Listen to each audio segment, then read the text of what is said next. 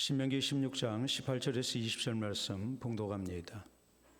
말씀 봉독할 때 주께서 성경에 명하신 대로 주의 말씀을 잘 받는 표로 우리 크게 아멘합니다. 봉독합니다. 내 하나님 여호와께서 내게 주시는 각 성에서 내 지파를 따라 재판장들과 지도자들을 둘 것이요 그들은 공의로 백성을 재판할 것이니라. 너는 재판을 굽게 하지 말며 사람을 외모로 보지 말며 또 뇌물을 받지 말라. 뇌물은 지혜자의 눈을 어둡게 하고 의인의 말을 굽게 하느니라. 너는 마땅히 공의만을 따르라. 그리하면 네가 살겠고 내 하나님 여호와께서 내게 주시는 땅을 차지하리라. 아멘.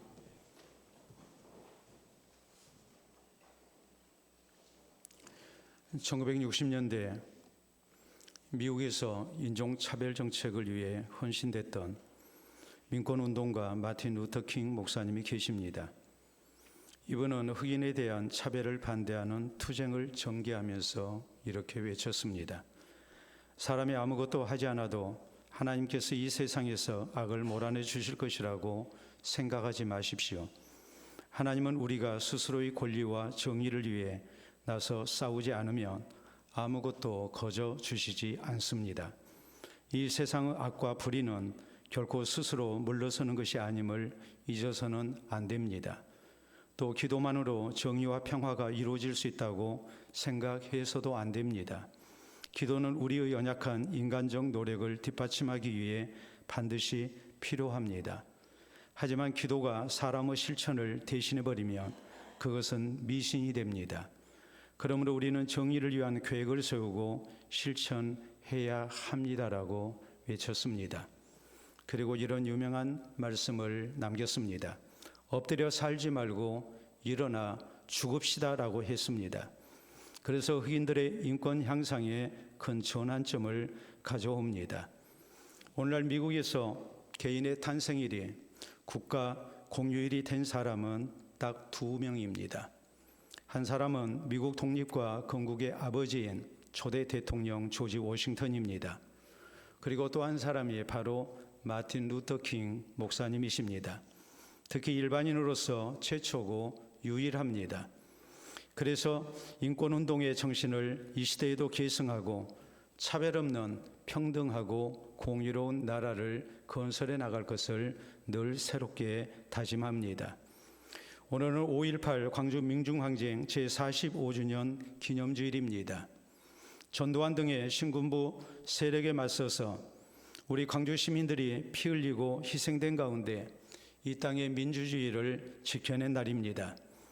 그러므로 우리 모두는 마땅히 이 날을 다시 한번 기억하는 가운데 5.18의 정신을 이 시대에 계승해야 됩니다.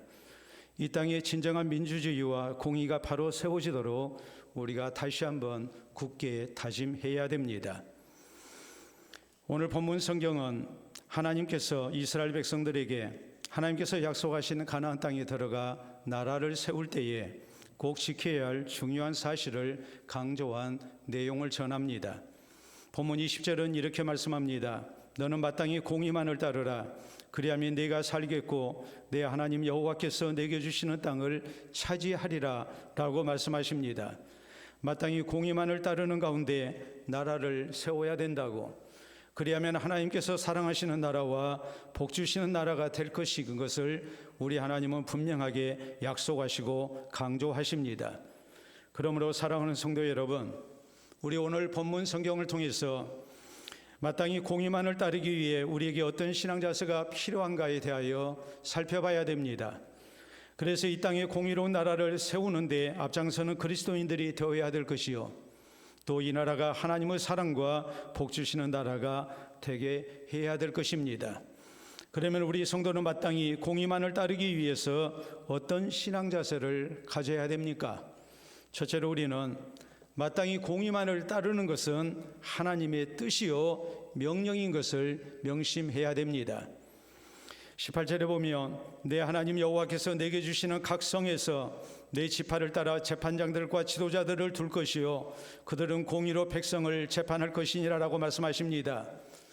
재판을 할 때 공의로운 재판을 해야 된다고, 그래서 공의로운 사회가 되고 나라가 되어야 된다고 하나님 말씀하십니다. 이어진 19절에 보면 너는 재판을 굳게 하지 말며 사람을 외모로 보지 말며 또 뇌물을 받지 말라. 뇌물은 지혜자의 눈을 어둡게 하고 의인의 말을 굽게 하느니라라고 말씀하십니다. 재판할 때 외모를 보지 말라고, 그 사람의 신분이나 혹은 세상 권력의 영향을 받지 말고 공의로 재판할 것을 하나님 말씀하십니다. 혹은 인간관계에 이런 여러 가지 가깝고 먼 관계를 통해서 혹시라도 재판을 잘못하는 그런 일이 있어서도 안 되고, 뇌물을 받고 재판을 굳게 하는 일이 있어서도 안 된다고 하나님 엄중하게 명령하십니다. 우리가 말하는 유전무죄, 무전유죄가 돼서도 안 되고, 또 유건무죄가 되고 무건유죄가 되는 그런 일이 있어서도 안 되고, 유검무죄가 되고 무검유죄가 되는 일이 있어서도 안 된다고 말씀하십니다. 돈 있는 사람들, 혹은 권세 있는 사람들, 혹은 검찰과 관련된 사람들, 이런 사람들의 죄는 덮어두고, 그리고 그것과 관련 없는 힘없는 사람들에 대해서 가혹한 재판을 하는 그런 일이 있어서는 안 된다고, 불의한 재판을 해서는 안 된다고 하나님께서 분명하게 말씀하십니다. 20절에 말씀하십니다. 너는 마땅히 공의만을 따르라. 오직 재판을 할 때는 공의를 따라서 재판해야 된다고, 이것이 마땅한 일이고 공의만을 따르는 모습이 돼야 된다고 하나님께서 명령하십니다. 그 무엇과도 변질시키는 이런 공의가 없어지는 재판을 해서는 안 된다고, 공의로운 재판은 너무나도 마땅한 일이기 때문에, 하나님의 명령이기 때문에 여기에 우리가 당연히 순종해야 된다고 하나님께서 강조하십니다. 그러므로 우리 성도는 마땅히 공의만을 따르는 것은 하나님의 뜻이요 명령인 것을 명심해야 됩니다. 그리고 순종해야 됩니다. 마땅히 공의만을 따라야 됩니다. 이것이 하나님의 백성된 성도의 마땅한 의무인 것을 우리는 잊지 말아야 됩니다. 잠언 21장 3절에 보면 공의와 정의를 행하는 것은 제사 드리는 것보다 여호와께서 기쁘게 여기시느니라라고 하나님 말씀하십니다. 우리가 아무리 예배를 열심히 드렸다 할지라도 세상 가운데서 우리가 공의를 따라서 살지 아니하면, 의로운 백성으로 살지 아니하면 그 모든 것은 다 소용없다는 얘기입니다. 우리가 하나님 앞에 나와 예배드리는 것도 중요하지만 세상 가운데서 하나님의 공의를 따라 사는 것, 이것이 예배드리는 성도의 마땅한 본분인 것을 우리가 잊지 말고, 이 땅 가운데 하나님의 공의를 세워나가는 그리스도인으로서 우리가 살아야 된다고, 쓰임받아야 된다고 말씀하십니다. 아모스 5장 24절에 있는 말씀을 보면 오직 정의를 물같이 공의를 마르지 않는 강같이 흐르게 할지어다 라고 말씀하십니다. 우리 예수님은 마태복음 6장 33절에 말씀하시기를 너희는 먼저 하나님의 나라와 그의 의를 구하라고 우리에게 강조하셨습니다. 먹을 것, 마실 것, 입을 것 잘 사는 것이 경제 문제가 공의를 세우는 것보다도, 정의로운 세상을 만드는 것보다도 우선될 수 없음을 우리 예수님께서는 분명하게 말씀하셨습니다. 우리에게 영육간에 필요한 모든 것을 구할 때 우리에게 어떻게 기도할 것에 대해서 우리 주님 주기도문을 통해서 분명하게 가르쳐 주십니다. 그때 우리 주님께서 영육간에 필요한 모든 것보다도 더 먼저 우선적으로 구해야 할 것이 무엇이라고 말씀하셨습니까? 하나님의 나라가 이 땅 가운데 세워지는 것, 그리고 하나님의 뜻이 이 땅 가운데 이루어지는 것, 이것을 위해서 우리가 먼저 기도해야 됨을 우리 주님은 가르쳐 주십니다.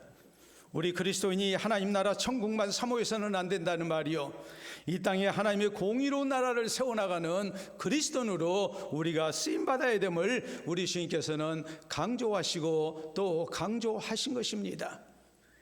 미국의 유명한 언론인인 해리스라는 사람이 쓴 대통령을 위한 기도문이 있습니다. 거기에 이런 내용이 나옵니다. 우리가 한번 보도록 하겠습니다.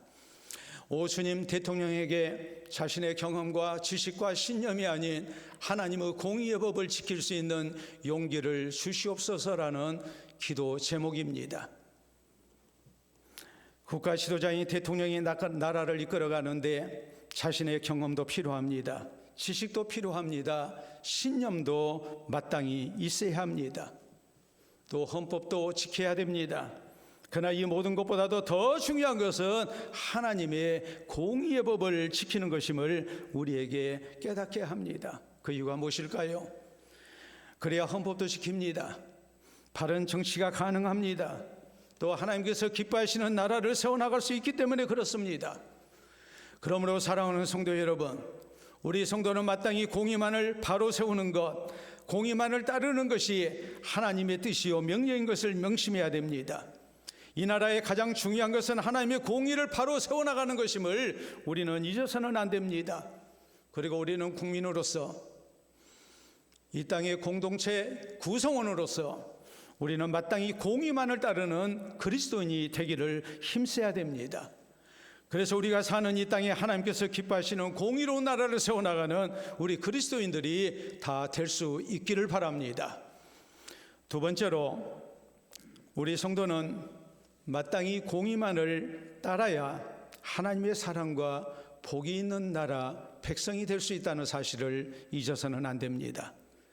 20절에 하나님 말씀하십니다. 너는 마땅히 공의만을 따르라. 그리하면 네가 살겠고 내 하나님 여호와께서 내게 주시는 땅을 차지하리라라고 말씀하십니다. 마땅히 공의만을 따라야 네가 살겠고 땅을 차지하리라라고 약속하십니다. 평안이 있고 평화가 있고 번성의 복이 있다는 약속입니다.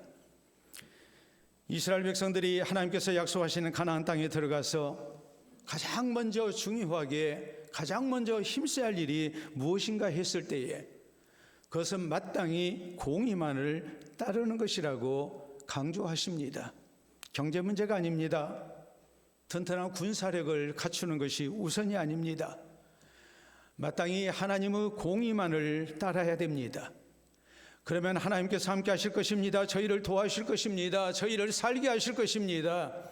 이방 민족과의 전쟁에서 승리케 하실 것이고 하나님이 약속하시는 가나안 땅을 정복하는 백성들, 거기에 정착해서 하나님이 주시는 평화를 누리며 번성의 복을 누리는 아름다운 나라를 세워나가는 하나님의 백성들이 될 것임을 우리 하나님은 말씀하고 계십니다. 그러면 우리 성도는 마땅히 공의만을 따르는 것 이상 중요한 일이 없다는 것을 명심해야 됩니다. 우리가 하나님의 공의만을 따르게 될 때에 우리가 그 무엇과도 타협해서는 안 되고 양보해서는 안 된다는 것을 우리는 명심해야 됩니다. 그것이 우리의 살 길이고 우리가 하나님의 은총을 누리는 길인 것을 우리는 잊지 말아야 됩니다. 신명기 12장 28절에 보면 하나님은 이렇게 약속하십니다. 내 하나님 여호와의 목전에서 선과 의를 행하면 너와 네 후손에게 영구히 복이 있으리라라고 말씀하십니다. 잠언 14장 34절에 있는 말씀을 보면 공의는 나라를 영화롭게 하고 죄는 백성을 욕되게 하느니라라고 말씀하셔서 공의로운 나라를 세워야 우리 하나님께서 사랑하시는 백성, 복 주시는 나라가 될 수 있다고 하나님 말씀하십니다.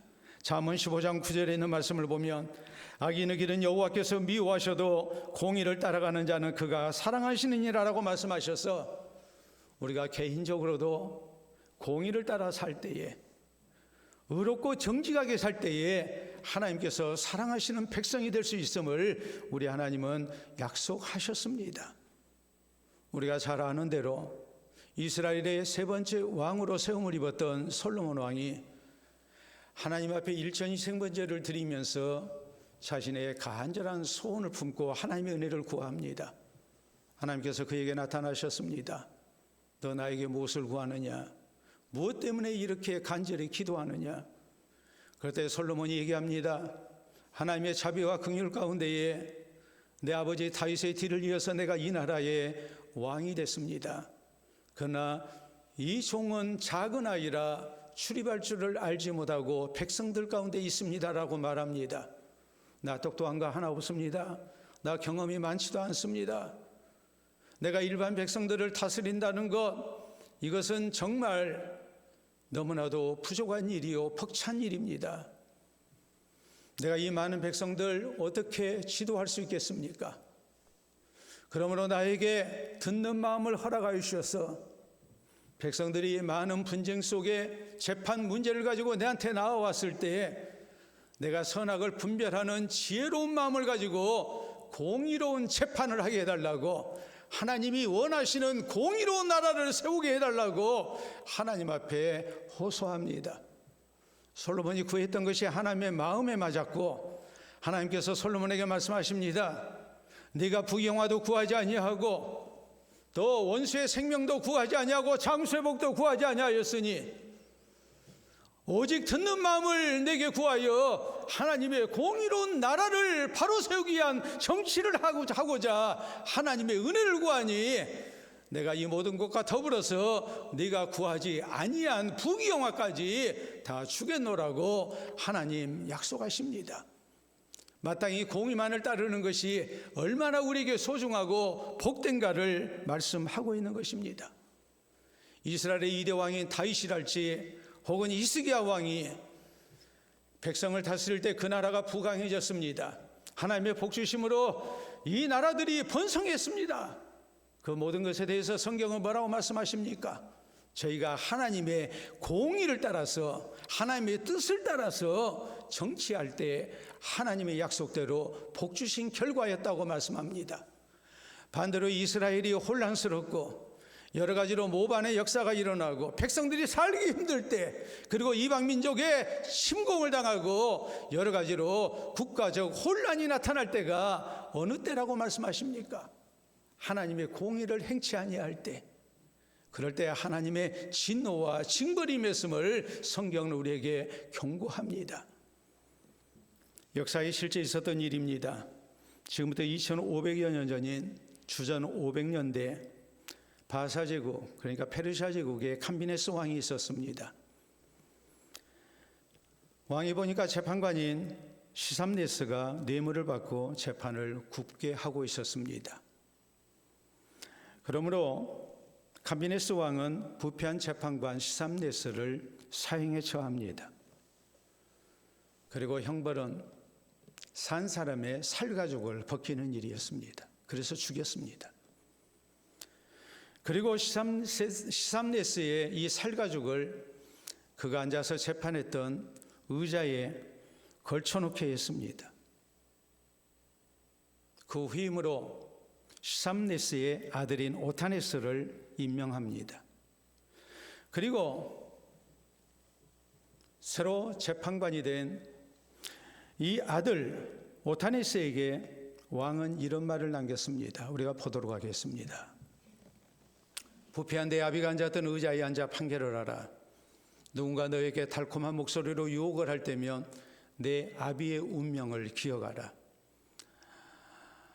자, 내가 깔고 앉아있는 내 아비의 살가죽을 보라. 그것이 내 운명이 나락으로 떨어지는 것을 막아줄 것이다 라고 했습니다. 재판관의 부패는 나라를 부패하게 합니다.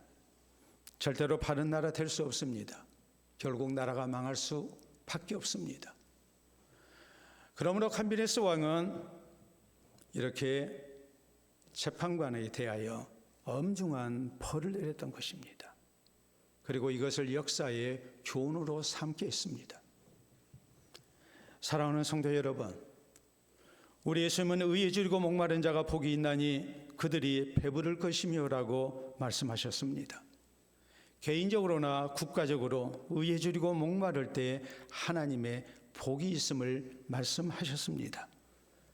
성경은 이사야서 32장 17절에 있는 말씀을 보면 공의의 열매는 화평이요 공의의 결과는 영원한 평화와 안전이다라고 말씀하십니다. 그러므로 우리 성도는 마땅히 공의만을 따라야 됩니다. 그래야 하나님의 복이 있고 하나님 사랑하시는 나라와 백성이 될 수 있음을 우리는 굳게 믿어야 됩니다. 그리고 마땅히 공의만을 따르는 가운데 하나님께서 사랑하시고 복 주시는 성도, 또 이 아름다운 나라를 세워나가는 우리 그리스도인들이 될 수 있기를 바랍니다.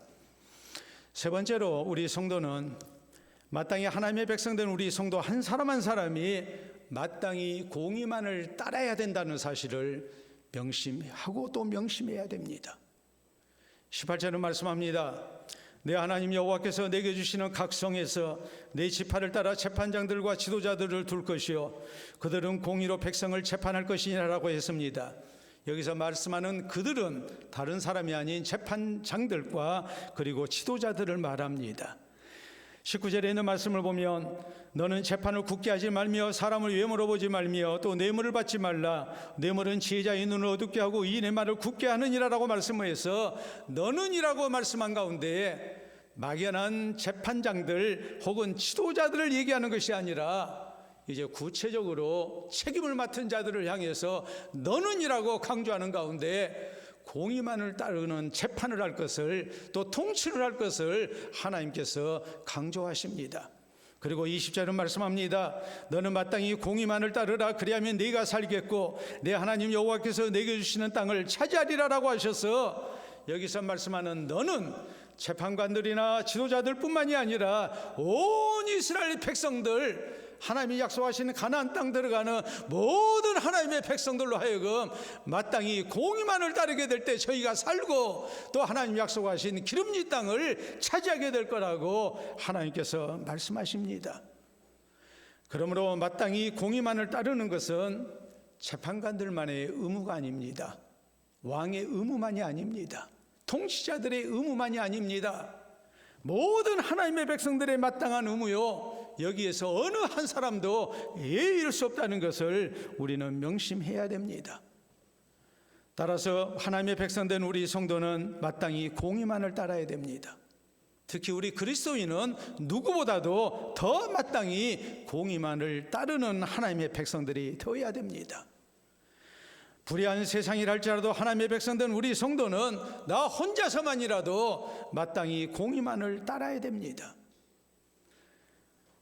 우리가 성경 시편 37편에 있는 말씀을 보면 우리 성도들을 향해서 당부하십니다. 악을 행하는 자들 때문에 불평하지 말며 불의를 행하는 자들을 시기하지 말지어다. 여호와를 의리하고 선을 행하라. 여호와 앞에 잠잠하고 참고 기다리라. 그 이유가 무엇일까요? 그것이 우리의 마땅한 본분이니까 그렇죠. 또 결국에 악에는 다 망하기 때문에, 그리고 의롭게 살고자 하는 하나님의 백성들은 하나님께서 지키시고 복을 주실 것이기 때문에 우리가 세상이 불의로 가득 찼다 할지라도 우리 하나님의 백성들은 그것으로 인하여 시험 들고 거기에 미혹당하는 일이 있어서는 안 된다고, 우리가 함께 죄 짓는 자리에 이르러서는 안 된다고 성경은 우리에게 말씀하고 있는 것입니다. 우리 예수님께서 십자가형을 당하실 때 있었던 재판에 대한 내용이 나옵니다. 이스라엘 최고 의결기관인 산헤드린 공회에서 예수님에 대한 십자가형을 언도합니다. 그때 공회의원이었던 아리마대 사람 요셉은 혼자서 찬성하지 아니합니다. 이 아리마대 사람 요셉에 대해서 성경은 말씀하기를 선하고 의로운 사람이었다라고 말씀합니다. 또 하나님의 나라를 기다리는 사람이었다고 말씀합니다. 예수님을 향한 신앙을 지킵니다. 악한 일에 동조하지 않습니다. 나 혼자서라도 공의를 따르기 위해서 외로운 길을 고집합니다. 그래서 자신의 신앙을 지켰고 선하고 의로운 사람으로 인정받았고 하나님 나라에 합당한 백성이 될 수 있었습니다. 1989년 6월 4일 중국에서 대학생들을 중심으로 민주화 시위가 일어났습니다. 이걸 가리켜서天安문 사태라고 말을 합니다. 우리말로는 천안문 사태죠. 천안문 육사 항쟁이라고 역사는 이름을 붙였습니다. 대학생과 노동자, 지식인 약 100만 명이 모여서 민주화를 요구하는 시위를 벌였을 때 중국 당국은 계엄령을 선포하고 군대와 탱크를 동원해서 진압했습니다. 이때 최소 4,000명에서 최대 10,000명 정도의 사람들이 학살을 당했습니다. 이 천안문 육사 항쟁을 상징하는 아주 유명한 사진이 있습니다. 우리가 한번 보도록 하겠습니다. 천안문 광장에 100만 명이 모여서 시위한 겁니다. 그때에 계엄령을 선포하고 탱크들이 밀고 들어왔습니다. 우리가 한번 보도록 하겠습니다. 이때 왼쪽 제일 아래에 나와 있는 한 사람을 주목하시기 바랍니다. 탱크가 밀고 들어올 때 이 한 사람이 탱크를 막았습니다. 탱크가 더 이상 가까이 오지 못하도록 목숨 내놓고 막았습니다. 그리고 그로부터 보름이 지난 1989년 6월 19일자 세계적으로 유명한 잡지인 타임스에서 이 사진이 이렇게 실렸습니다. 니볼트락에서 항쟁 저항이라는 큰 제목하에 혼자서 탱크를 맡고 있는 이 한 사람의 사진이 실립니다. 전 세계인의 마음을 뛰게 했습니다. 큰 감동으로 다가왔습니다. 우리가 민주주의를 지키기 위해서, 평화를 지키기 위해서 어떤 길을 선택해야 될 것인가 하는 것을 분명하게 웅변하고 있는 한 장의 사진입니다. 이런 모습이 작년 12월 3일 이 나라에 내란 사태가 일어났을 때 그날 밤에 이 땅에서도 나타났습니다. 우리가 사진 보도록 합니다. 국회의사당으로 장갑차가 출동할 때에 한 시민이 달려와서 그 앞을 가로막습니다. 또 다른 시민이 이 모습을 보고 달려옵니다. 그리고 다음 사진을 보시게 되면 저렇게 사람들이 막아 세웠습니다. 그래서 내란의 밤을 이겨냈고 이 땅의 민주주의가 지켜졌습니다. 작년 노벨 문학상 수상자인 한강 작가를 우리가 잘 압니다. 이번에 대표작이 바로 이것입니다. 여러분 보도록 하겠습니다. 소년이 온다라는 제목의 책이죠. 여러분 가운데 읽으신 분 많으실 겁니다. 한강 작가는 이곳 광주 중동 출신입니다. 5.18에 대한 진실을 알고 이것을 널리 알리기 위해서 쓴 작품이 바로 소년이 온다입니다. 5.18의 상처와 비극을 널리 알리면서 이 시대를 사는 우리가 이것을 기억해야 되고 또 이것을 어떻게 치유하고 회복해야 될 것인가를 알리기 위해 이 작품을 썼습니다. 우리가 그 배경은 잘 아시다시피 5.18 광주 민중 항쟁에 대한 내용입니다. 여기에 주인공 동호라는 소년이 나옵니다. 이 소년은 시민군에 참여해서 계엄군에 맞서다 숨진 고 문지양 열사를 모티브로 해서 주인공으로 등장하는 인물입니다.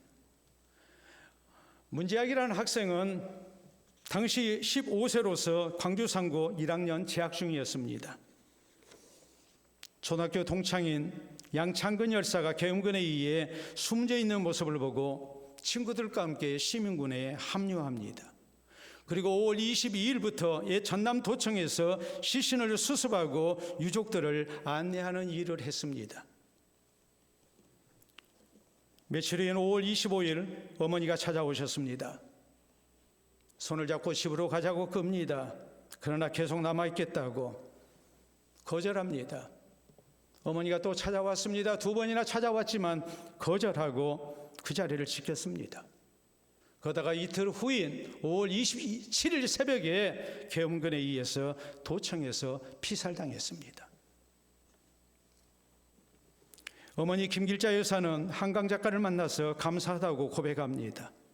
당시 아들 제 아기를 집에 데리고 오지 못한 것에 대한 죄책감으로 내가 이제까지 죽지 못해 살아왔습니다. 그러나 지금은 내 자식이지만 민주주의를 위해 싸우다 죽은 것이 대견하고 훌륭하다고 생각합니다.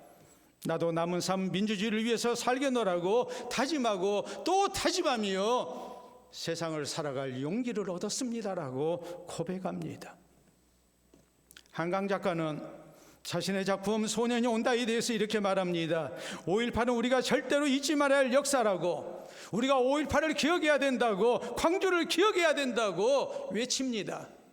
그리고 말했습니다. 문지양 열사를 그린 작품 속 동호가, 도청에 남기로 결심하고 죽게 된 동호가 우리에게 오는 소설이 되었으면 좋겠다. 이 땅에 더 많은 사람들이 5.18 광주로 들어왔으면 좋겠다고 피를 토하는 심정으로 외칩니다. 죽은 자의 희생이 헛되지 않도록 살아남은 자들의 시대적 책임이 있음을 강조합니다. 그래서 더 이상 5.18과 같은 국가의 폭력이 있지 않게 해야 된다고 강조합니다. 단순히 과거를 돌아보는 것이 아니라 살아남은 자들의 미래를 향한 책임이 있음을 우리가 느껴야 됨을 강조하고 있는 것입니다. 사랑하는 성도 여러분, 하나님의 백성된 우리 성도는 한 사람 한 사람이 마땅히 공의만을 따라야 됩니다.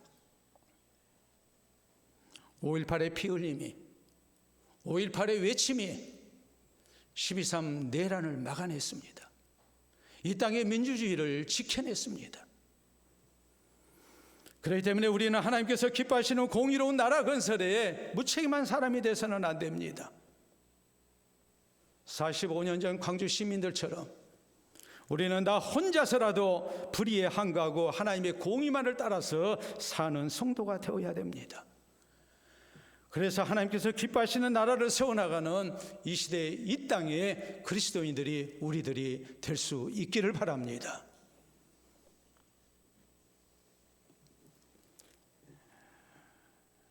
각 나라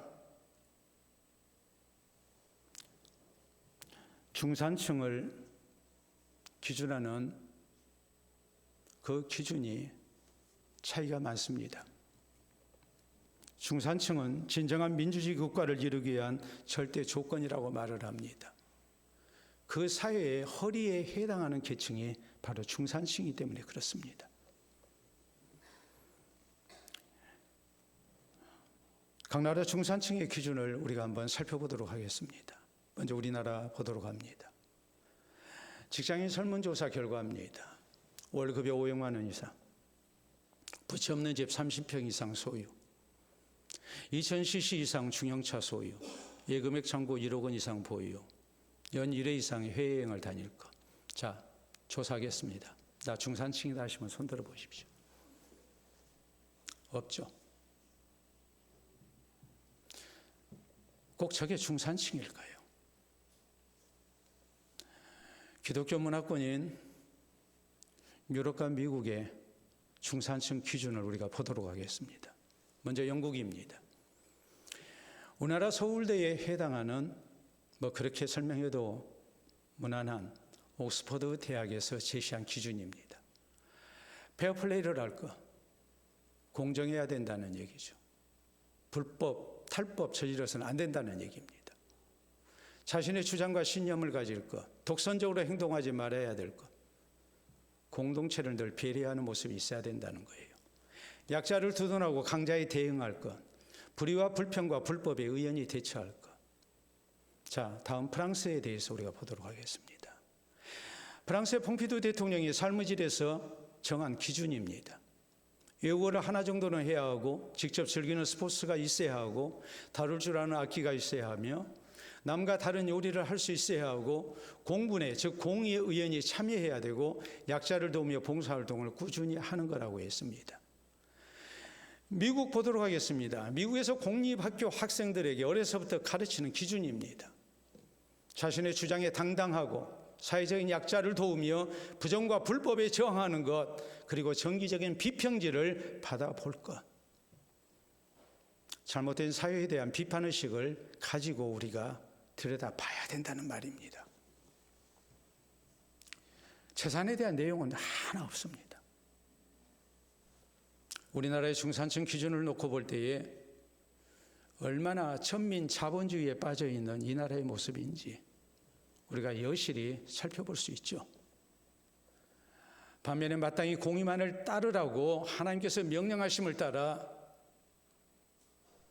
공동체를 귀히 여기고 또 공동체를 지켜나가기 위한 노력이 우리에게 있어야 됨을 강조하고 있는 기독교 문화권의 선진국의 중산층 기준을 보면 우리와 너무나도 차이가 있다는 것을 우리는 그냥 알 수 있습니다. 참으로 부끄러울 뿐입니다. 사랑하는 성도 여러분, 45년 전 광주 시민은 군사정권의 불법적이고 폭력적인 국가 권력에 맞서서 항거했습니다. 피 흘리면서 싸웠습니다. 광주는 혼자 피 흘리며 싸웠습니다. 그래서 이 땅의 민주주의를 지켜냈고 또 내란 사태를 극복할 수 있는 힘을 우리에게 제공했습니다. 오늘 5.18 기념일을 맞이해서 우리 모두 이 땅을 향하신, 또 우리 그리스도인들을 향하신 하나님의 말씀을 잊어서는 안 됩니다. 우리 하나님은 우리에게 마땅히 공의만을 따르라고 명령하십니다. 그러므로 우리 모두 마땅히 공의만을 따르는 것은 하나님의 준엄하신 뜻이요 명령인 것을 명심해야 됩니다. 마땅히 공의만을 따라야 됩니다. 그래야 하나님이 사랑하시는 나라, 사랑하시는 백성이 될 수 있음을, 하나님이 기뻐하시는 나라가 세워질 수 있음을 우리는 잊어서는 안 됩니다. 하나님의 백성된 우리 성도 한 사람 한 사람이 불의한 세상 속에서라도, 나 혼자서라도 마땅히 공의만을 따라야 됩니다. 그래서 이 땅에 하나님의 공의로운 나라가 세워지고 하나님께서 사랑하시고 복주시는 아름다운 나라가 세워지는, 또 이 땅에서 하나님의 은총을 노래하며 아름다운 나라를 후손에게 물려주는 이 시대를 살아가는 우리 모든 성도 되시기를 우리 주님의 이름으로 축원합니다. 우리 함께 기도합니다.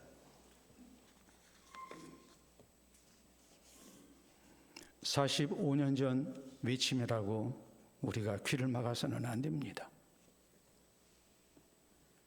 아픈 역사를 하나님이 왜 주셨는지, 왜 많은 시민들이 피를 흘리고 죽어갔는지, 그 결과가 오늘 우리에게 어떤 모습으로 나타나고 있는지 우리가 살펴야 하지 않겠습니까?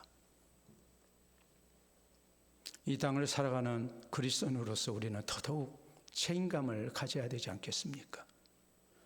마땅히 공의만을 따르며 살 것을 우리 한 사람 한 사람 다짐해야 됩니다. 그것이 하나님을 영화롭게 하는 거예요. 그것이 이 땅을 복되게 하는 하나님의 백성들이 가야 할 길인 것을 우리가 다시 한번 기억하고, 또 그렇게 살아야 우리가 역사 앞에, 우리 후손 앞에, 하나님 앞에 부끄럽지 않는 그리스도인으로 설 수 있다는 사실을 기억하고 아름다운 기도의 다짐이 우리에게 있기를 바랍니다. 기도합니다.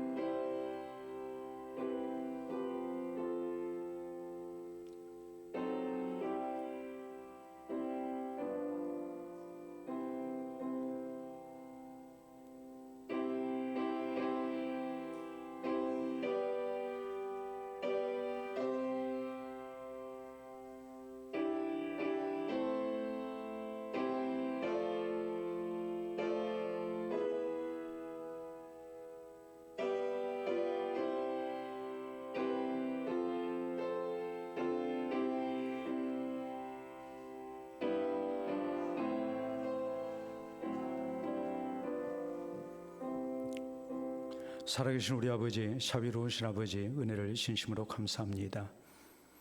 이 땅을 주께서 긍휼히 여겨 주시사 우리 하나님의 은총 가운데 여기까지 오게 하시고, 또 우리 하나님 기뻐하시는 나라를 세우기 위하여 우리에게 말씀 허락해 주신 줄로 믿고 감사와 영광을 돌려드립니다. 45년 전 광주의 피 흘림과 아픈 상처를 우리가 다시 한번 기억하며 역사의 주인 되신 하나님의 말씀을 듣고자 하오니, 우리 주께서 이 시간도 성령으로 우리를 다시 한번 깨우쳐 주시옵소서. 단순히 사람의 말이 아니라 이 시대를 향한, 나 자신을 향한, 주의 교회를 향한 하나님의 말씀인 걸 우리가 기억하게 하시고, 이 말씀 앞에 우리가 순종할 수 있도록 도와주시옵소서. 마땅히 공의만을 따르는 것이 하나님의 명령임을 기억하고, 우리 한 사람 한 사람 하나님 앞에, 역사 앞에 부끄럽지 않는 모습으로 공의만을 따라 살게 해주셨기를 원합니다.